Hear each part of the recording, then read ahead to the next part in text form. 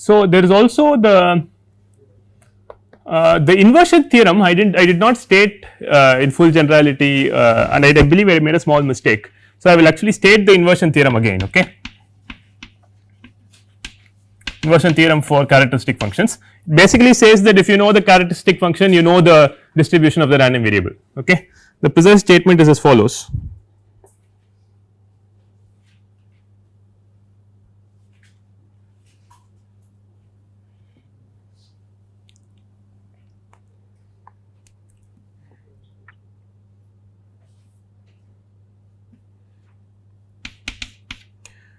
So, these three I am just stating as three results. Okay, I am not going to prove them. If x is a continuous random variable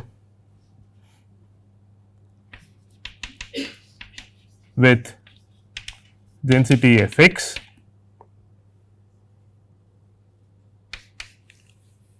and Cf Cx, then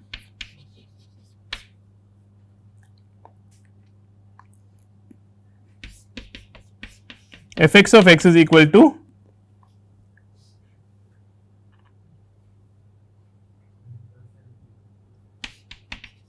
limit t tending to infinity 1 over 2 pi minus t to t Cx of t e power minus I t x dt at every point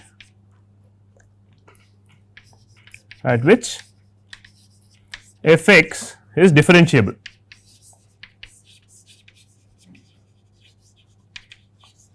I think I said continuous yesterday. Okay. This is what Grimet and Sturzeker has. F x is differentiable. Okay. And this may not, I mean this relation may not hold at points where f x is discontinuous or non differentiable. Okay.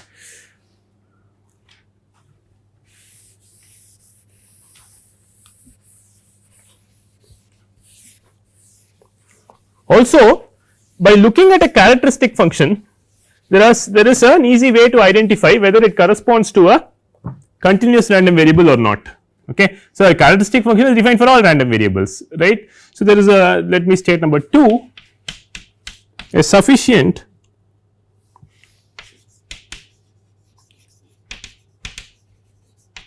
but not necessary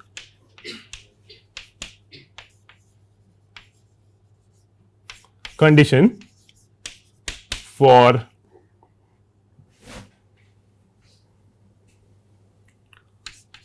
the characteristic function Cx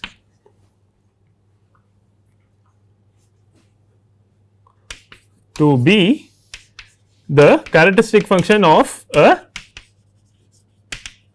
continuous random variable is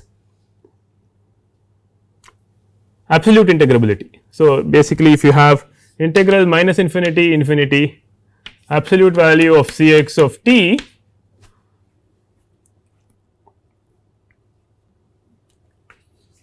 dt less than infinity. So, if your characteristic function is absolutely integrable, then it's necessarily true that the random variable is a continuous random variable, there will be a density. Okay, but the converse need not be true. It may be true that there is a density, but the characteristic function may not be integrable, absolutely integrable. Okay.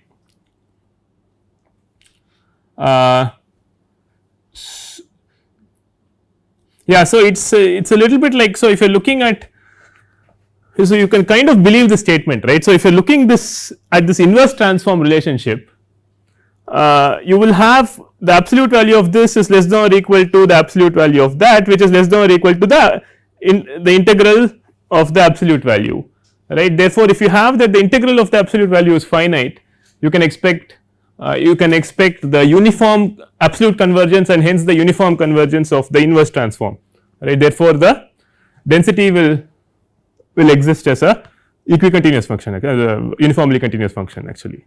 Okay. So, this is believable in light of this, okay. I will not prove it again, but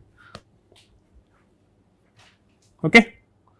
It is not so, you can find examples of characteristic functions which are not absolutely integrable, but still X has a density, okay. Think about if you can see if you can think of such a example, okay. The characteristic function is not absolutely integrable, but X has a density, okay. 3. So, the most general inversion theorem is this, right. So, general inversion theorem,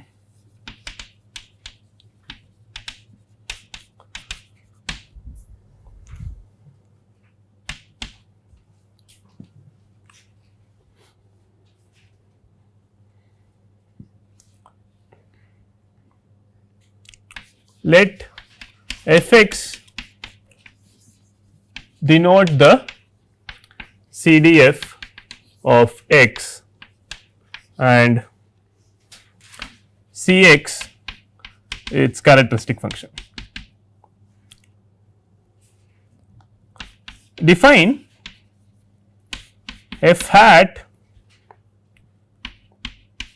from R to 0 1 as f hat of x equal to half f of x plus limit y going to x from below f of y, f x of y. Maybe I should call this f x hat, okay.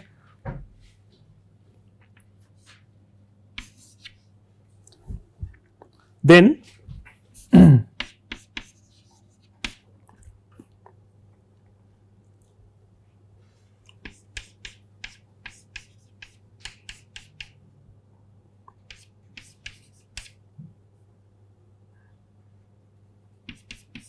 equals limit t tending to infinity integral minus t to t 1 over 2 pi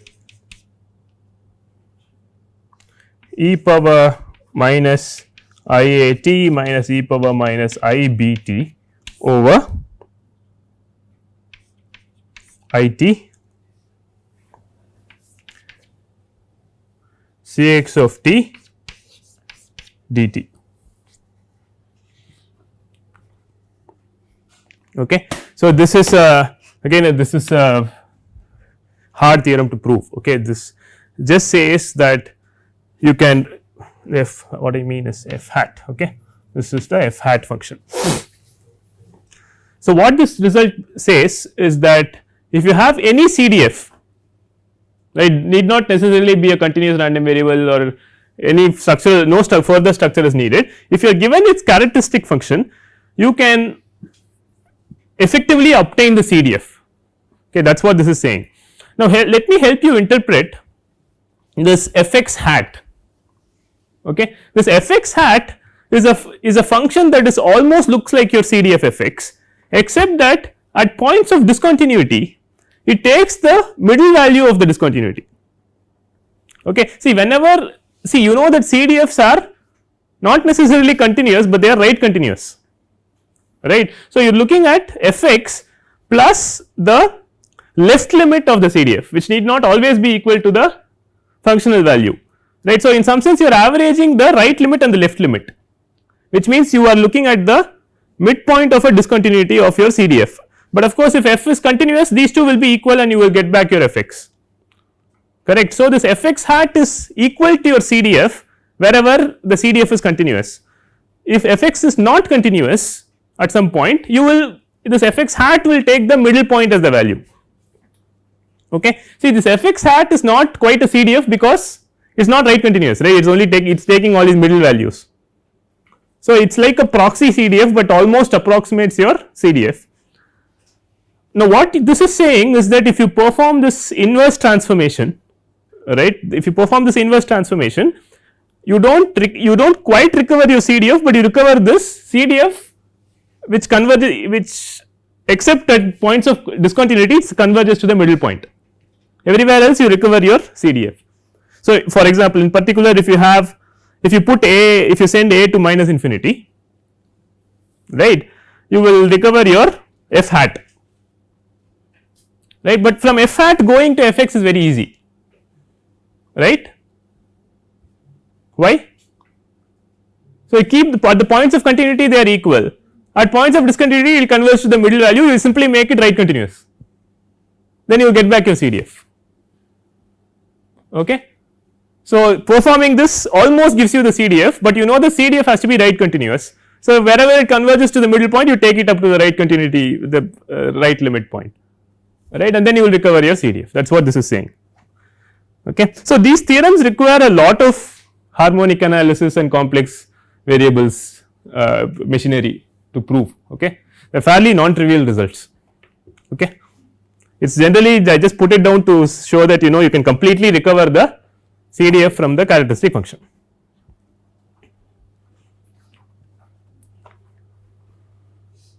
Any questions?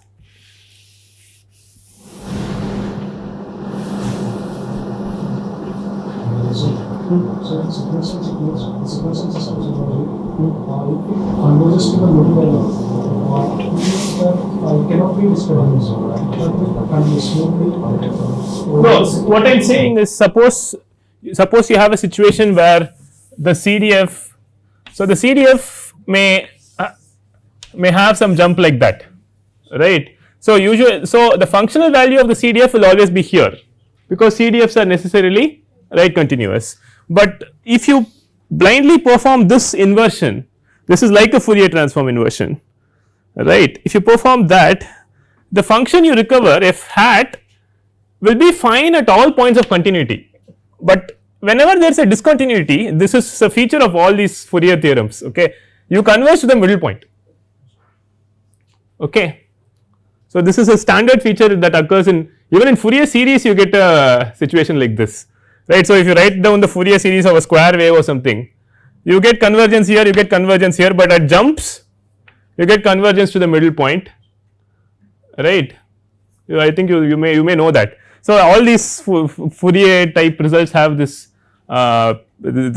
quirky property, right. You always converge to the middle point, but you know that the function is a CDF after all. So, you cannot be here, you have to be here, right. You just redefine it and you have recovered your CDF. Ultimately it have to be continuous. Which one? Ultimately it have to be Which one? F hat need not be continuous. Right, F hat need not be continuous. Okay.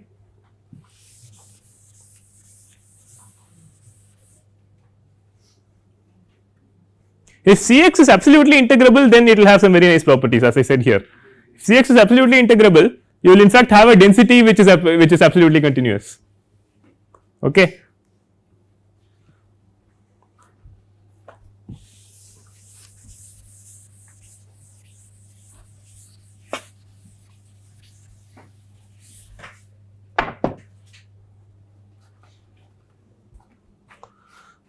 So, now I will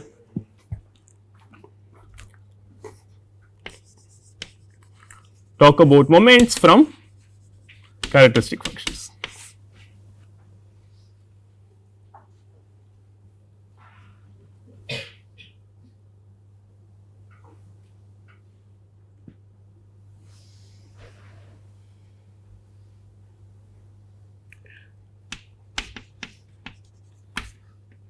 So, exactly like you can recover your moments from the moment generating function, you can also recover it from the characteristic function, okay, except with an added advantage that the characteristic function will always exist, the moment generating function need not always exist. Okay.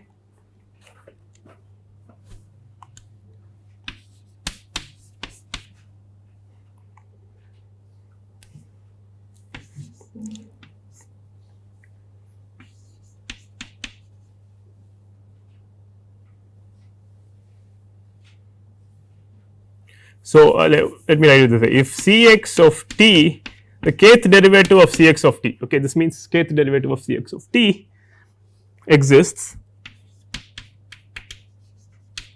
at t equal to 0, then expected value of absolute value of x power k less than infinity for k even, and absolute expected value of k minus 1 is finite.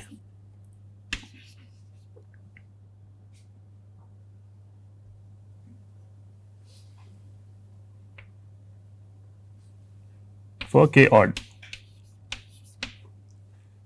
B,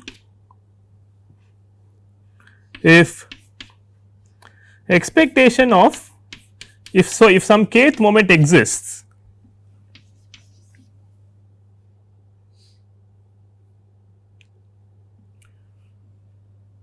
then so if the expected absolute value of x power k is less than infinity, then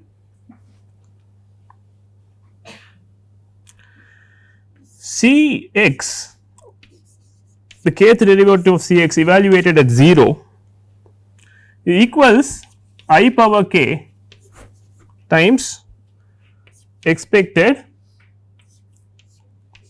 x power k. So, the kth moment multiplied by I power k is the kth derivative at 0. So, you get this I power k, I mean this is the moment generating function, you do not get this I power k, right, there is no, you have to put this I power k for this characteristic function. Okay. Further, and this is going to be important later, you can actually Taylor expand the characteristic function in terms of its moments. Okay.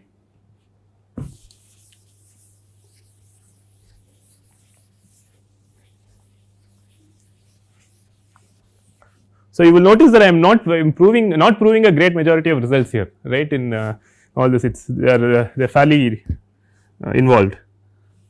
So, further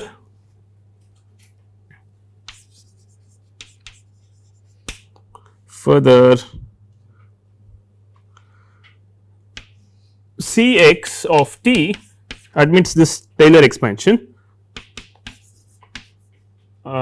j equals 0 to k,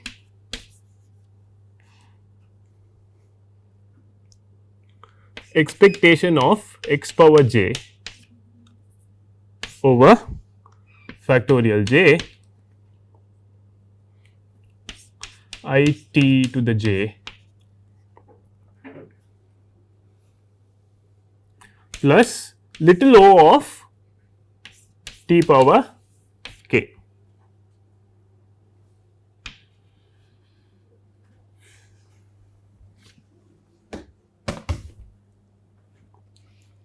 Okay. So, this is the moment generating property of the characteristic function. So, you can look at the characteristic function and say whether certain moments are finite or not. So, if the kth, what this part A is saying is, if the kth derivative is finite at t equal to 0, then the kth moment exists for k even, and k minus 1 the exists moment is actually finite for k odd. Okay.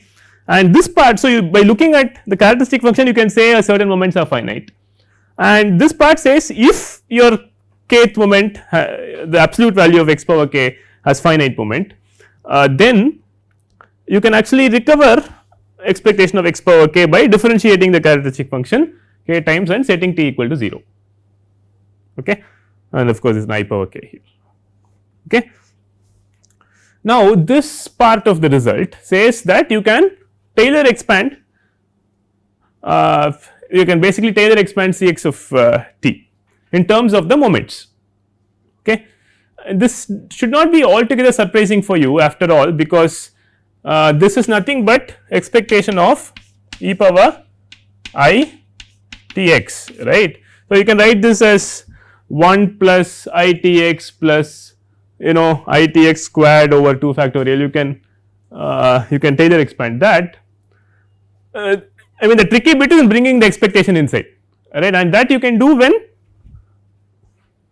this condition is satisfied. That is what this theorem is saying, right. Otherwise it is trivial, right, the trick is in bringing the expectation in. Okay. So, you can sum to the kth moment where you know it exists, right, and the correction term is little o t to the k. You know what little o is? Essentially terms that go to 0 quicker than t to the k as t goes to 0. Okay. So this will be like t to the k plus 1 or some bunch of terms that go to 0 faster than t to the k. Okay. So this is going to be useful later. Okay. In fact, this is the property that will help us prove some very important results such as central limit theorem and weak law of large numbers. Okay.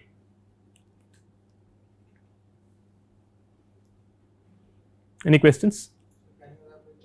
So the little o, see, okay, first of all, little, if I say that some function is little o h, right, this little o h means that if you take little o h by h, this goes to 0 as, in this case h goes to 0, that is what little o means. So little o t to the k means that as t goes to 0, this term goes to 0 faster than t to the k, fine. So if you are, essentially it gives you an expansion of Cx of t up to the t to the kth term, okay, plus there may be a little bit of a correction which goes to 0 faster than t to the k. That's not a fixed thing, right? That can be anything. That may not, see, that depends on the characteristic function, right. So we are saying that as long as the kth moment exists, in this sense, as long as the kth moment exists, the structure of the characteristic function up to the kth term is very well determined by this, by the moment. Beyond that there is a little bit of a correction term, okay. Same thing, the computational complexity. Sorry? Yes, this is used a lot in, see, I mean the computer scientists use this O notation a lot, right. Computer scientists use big O for big O and small o, right. Big O is used for upper bound. So when you say that some algorithm is like order n squared or something, the number of the number of the time complexity of it is at most like n squared, right. So the time complexity divided by n square will go to some constant, but in this case it has to go to 0, which means the little o means that it is quicker than what is inside here, it goes to 0 quicker than what is inside, okay. So big O and small o are different, okay, and this is a small o, okay. Let me just actually say a small o, okay.